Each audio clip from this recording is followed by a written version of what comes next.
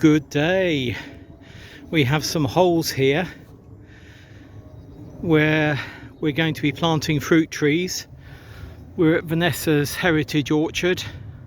There's Peter, May and Vanessa over there. These are ones we did last year, and Vanessa got her gardener to do these, but they're a little bit deep, so we're going to be backfilling, or I'm going to be backfilling with this soil here. Then this topsoil will go on top to actually be the base of the roots, so this will be directly under the roots, and then we will continue filling. So I need to fill in about 2 foot of this hole with that to begin with, and that's exactly what I've done. If I come over here, you can see I've already filled in, well, you can't see, but you can see I filled in the hole, but I've used that soil first in this hole. Then I've turned the clods of earth that have got grass on them upside down, pop them into the hole and chop them up, and it's upon this that the roots will sit of the fruit trees that we're planting. And then these clods will go on top, chopped up a bit, so on top of the roots, and then we'll fill up the hole with the rest of this soil. If we come over here, as they say, you'll see one that we did earlier, and we've used root grow and put root grow around the roots of the tree, and obviously stakes in. So it's all looking good so far. Before I do fill this one in, you can see I've just roughed up the edges with my spade, so just so that the roots can get some purchase. Hopefully you can see that. Right, now that into there. So that's these now planted. There's actually 2 over there, these 2 here, and then 4 over here. And these are all stone fruit, so these are all damson or gage or plum, where most of the others that we planted last year are apple trees. If I remember, I'll try and put the varieties that we have. But yeah, it's been a lovely couple of hours getting these in. We've earthed up the soil.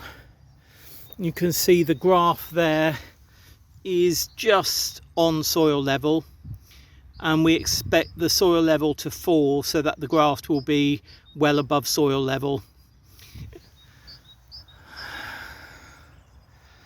So yeah, and Peter also pruned, before I arrived, Peter and Vanessa pruned the apples that we planted last year, which is lovely. And up there, I'm not sure if you can see that bird in the middle of the screen, it's tiny, you most probably can't. That's a red kite, which I talk about as over us at the allotment as well. So yeah, there's likely to be, right at the top of that field, there's likely to be bee husbandry going on, also some solar panels, and we've had thoughts about doing yoga in the orchard, which I think would be rather lovely once these are a few years older. And of course other quiet events in the orchard can happen as well. Right, and we've also picked out some ironstone, which is this pile here. So that is literally, well, apart from the bit of brick on top, that's all ironstone, which is solid, solid, solid. Yeah, great morning, great morning's work. And now we're going to a local garden centre called Not Cuts for some lunch. So I will see you at the plot very soon. And welcome to this first segment of A Week at the Plot. Bye. Good day. I'm just on my walk and just got onto the River Brent and notice there's been a lot of work along the river bank here. And also look at that, catkins out and blossom out and blossom over here. I mean, it's just gorgeous. It really is. There's obviously been some tree work done on that tree as well. Yeah, but look at this blossom. I'm not sure if it's showing up against the sky. Let's go in. Look at it. Just gorgeous. Just gorgeous, and I can see some just around the corner as well. Oh, look at that.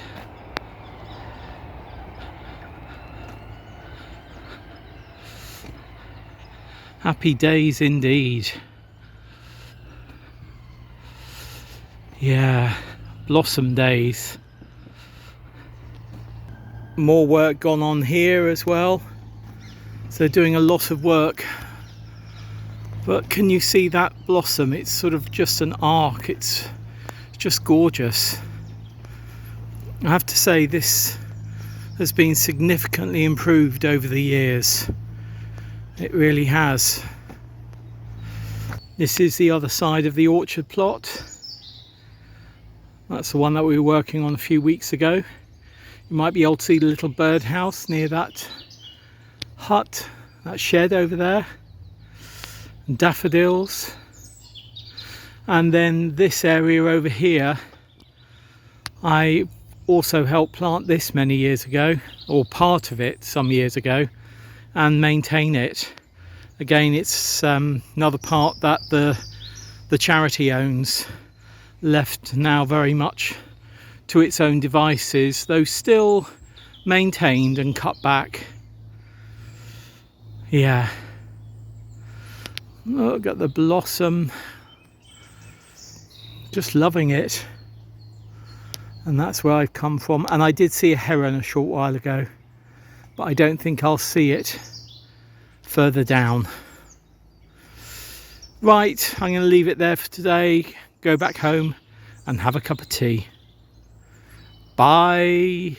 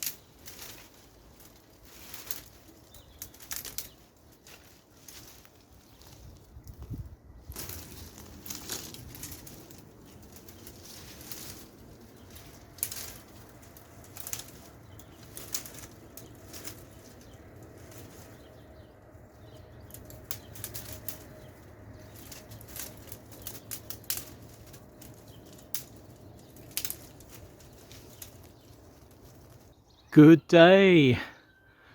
As you will have guessed, I've been working on this dead hedge, mainly in this area here, and there's very little buddleia left. Some big branches there which we'll be able to use for other things, but yeah, that dead hedge is really beginning to get nice and dense. And it's really important to weave things in, even if you're putting them on top, to make sure that substantive branches are being woven in one way or another. And when I say woven, I mean pushed or shoved in many cases.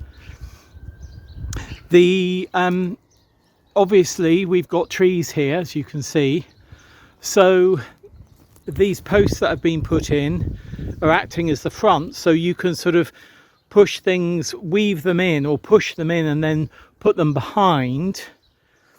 And then also we've got living trees like this one, which are helping keep everything nice and solid. And then when we come over here with my shadow, again, you can see that that post there is really living trees, as are these two here. So we've used living matter, i.e. living trees, as the front piece for some of these. And then over here, getting out of my shadow, you can see that there's a post that's been put in there with these really substantive pieces put across to act as a front barrier. This, which somebody else has put in, can we weave that? We put that in there. See, by doing that, that's got that bit out the way. Can we get that one? Oh, behind there. Yep. So that's woven that piece as well. Oh, got a frog in my throat. So those two pieces that were sticking out we've been able to weave in, one there in front of or behind that bit, and one here behind this post. And that will mean that the hedge keeps nice and tight, which is great. There's a plane going over, as you can hear. Yeah.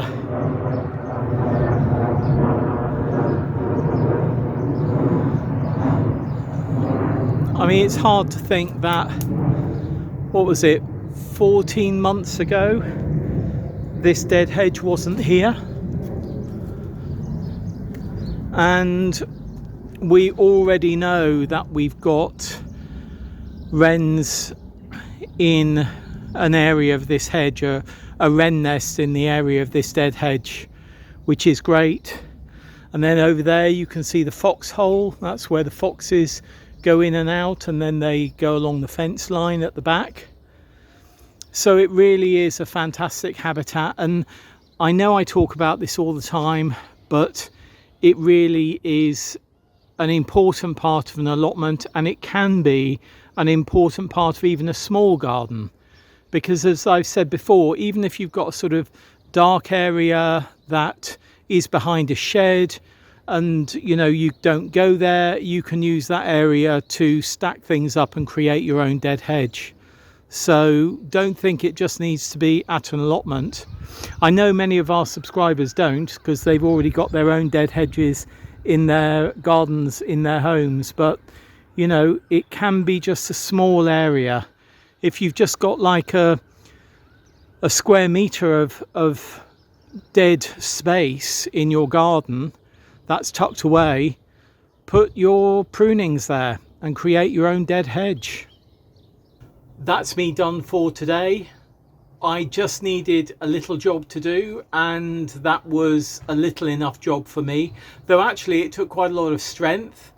If you've got some brute force and ignorance with some of those bigger pieces, it does help, I must say. But always watch out for your eyes, because when you're working with wood like that, with branches that have got lots of sort of smaller branches coming off them, you need to be wary of the shape of the branch that you're working with and how it's going to feed in, and getting your hands around the branch with gloves on, both hands, and sort of squeezing them together as you move in, as you push it in, because when you do that and let go, obviously those branches that you've been squeezing in, the side branches will open out just like in a sort of wall plug, and they will hold things much more sturdily.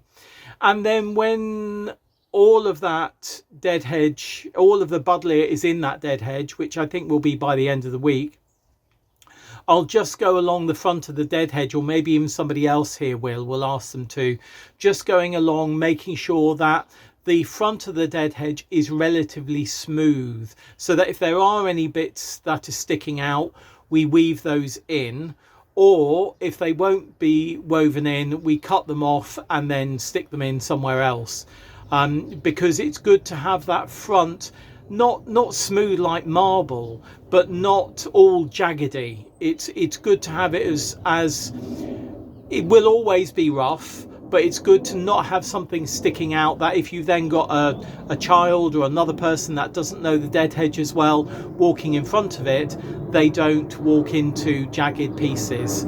So yeah, you know, always good to remember that. And I know I go on about dead hedges, but you know what, they're so valuable for the biodiversity of our gardens, our green spaces and our allotments.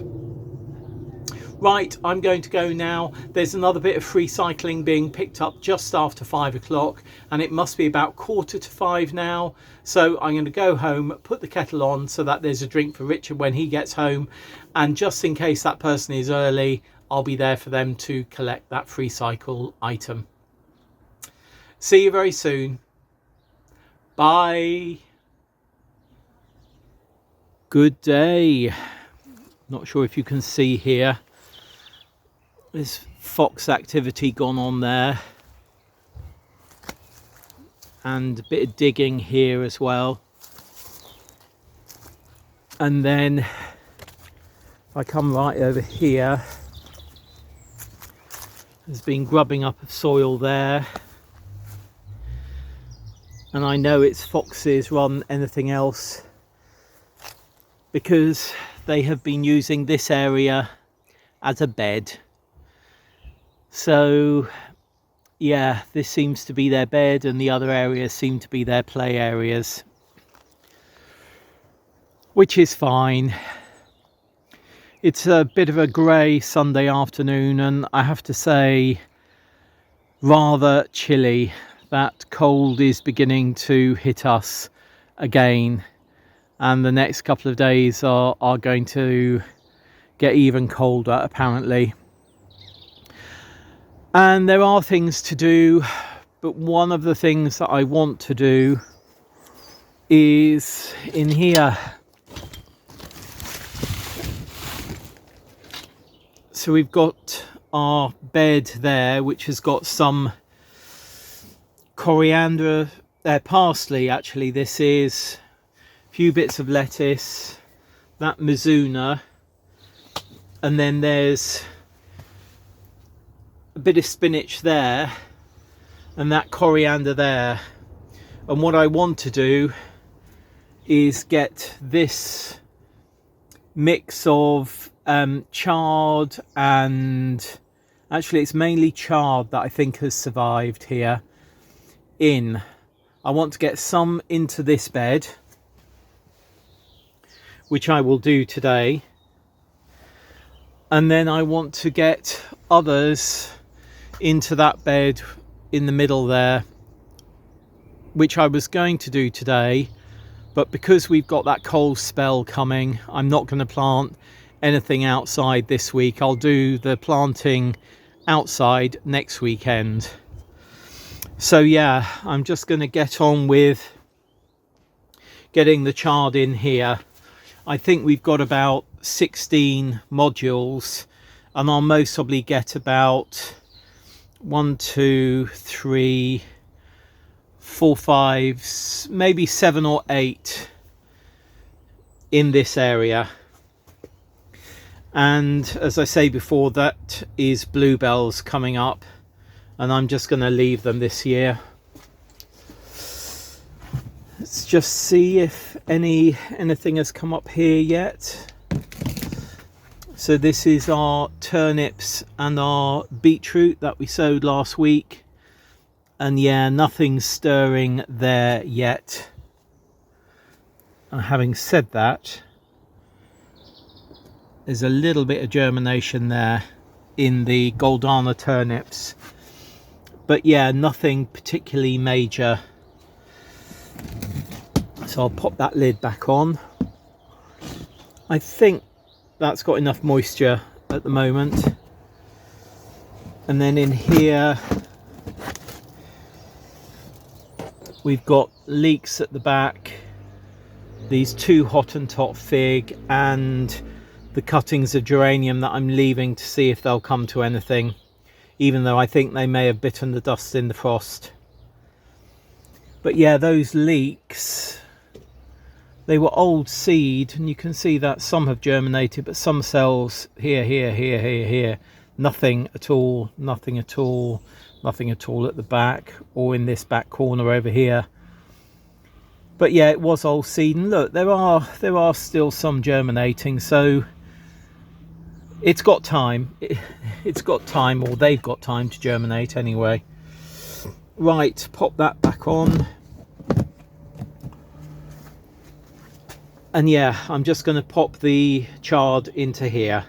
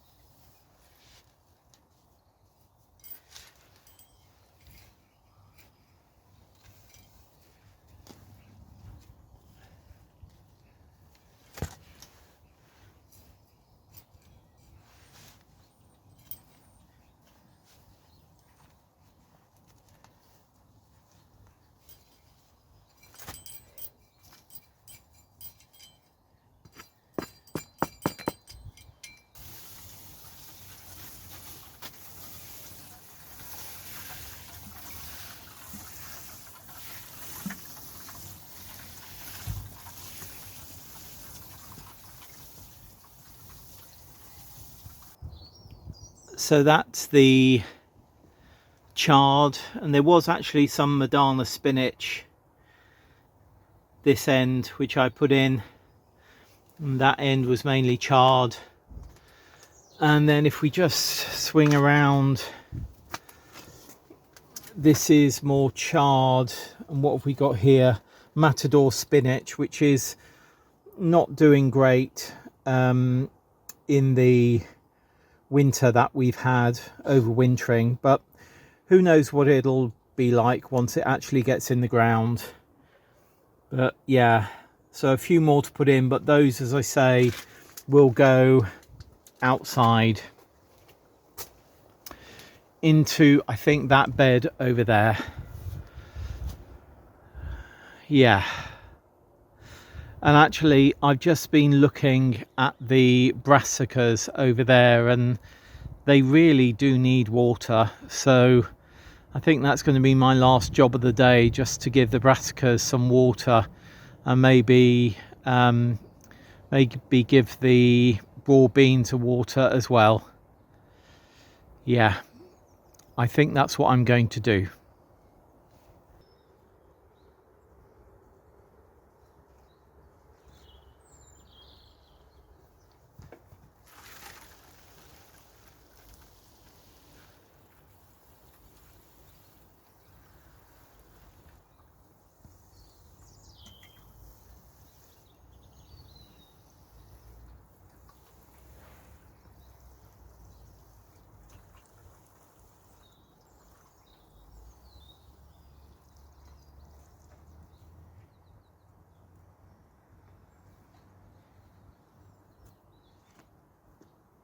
It feels quite bizarre to be watering things at this time of year, but it has been rather a dry winter, and of course we're now in meteorological spring, and not 3 weeks away from the start of astronomical spring either.